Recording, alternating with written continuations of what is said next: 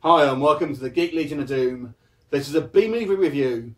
You know how sometimes you stumble across a B-movie, you don't really know anything about it, but you find this hidden gem? This isn't one of those times. This is a review of Richard the Lionheart. Now I have to say, this film was an absolute struggle to sit through. Now, Richard the Lionheart is an interesting film to make a low-budget sort of version of, to be honest with you, because obviously to make something like that would require a fairly reasonable sized budget, I would have thought.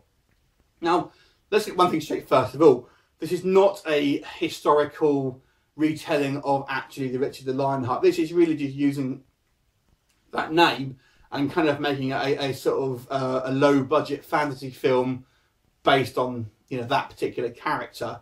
So really the story is Richard is the son of Henry II, played by Malcolm McDowell, and is basically just a sort of a drunken idiot. And he gets kind of put in this kind of like sort of prison type sort of castle place, and there he has to sort of learn the values of becoming a knight and what have you, and undergo 3 sort of challenges, and they call them torments. And it's just kind of like really all set in this sort of one location pretty much, and it's just kind of really the sort of that story and him sort of going through these sort of three torments basically. You've also got this kind of like this thing where there's this like 1,000-year-old curse, and only the Lionheart can sort of break it, and there's some sort of like mumbo jumbo about the sort of when the Romans took over this sort of like castle initially, and there was some sort of like warrior priestess type places and that put this curse on. It's just pretty stupid, to be honest with you, and it's a shame because I would have maybe liked to have seen a little bit more of a his actual historical thing. It's very much like kind of they're going for that 300 look, a lot of sort of green screen and sort of the sort of slow-mo and things like that, but it really doesn't have the money. There's only ever a sort of, when you have a look at the sort of the fight scenes and things like that, there's only ever about sort of like at the most of 8 or 9 people on the screen at any one time, and it's quite amusing at the start because apparently you have Caesar sort of marching up to try and take this this castle, and he's got about five guards, and if Caesar was doing that, he wouldn't have 5 people marching with him.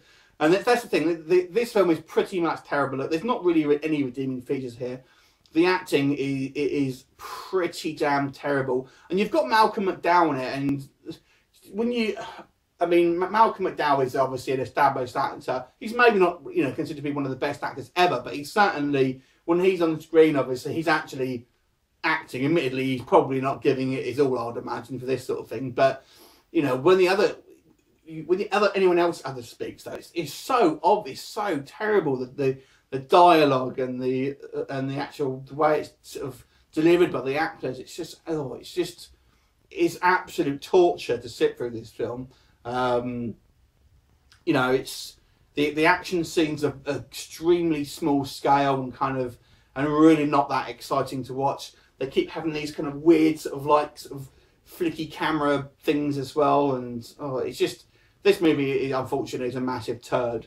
I never really expect massive amounts when it comes to it, because I do have to sort of factor the budget in, so I'm not expecting necessarily Lawrence of Olivier or anything like that, but you do have some expectations of how to make a reasonable film, and there's been plenty of B movies that have come out that have been a lot better and all the same budgets, but unfortunately this one is an absolute forgettable.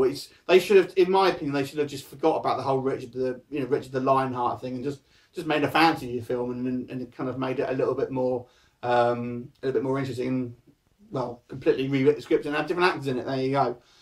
So I'm gonna give this one a 1.5 out of 10. It is not worth anyone's time, I'm sorry to say. Have you seen it? Do you disagree with my comments? Leave me a comment. I look forward to seeing you next time. See you later.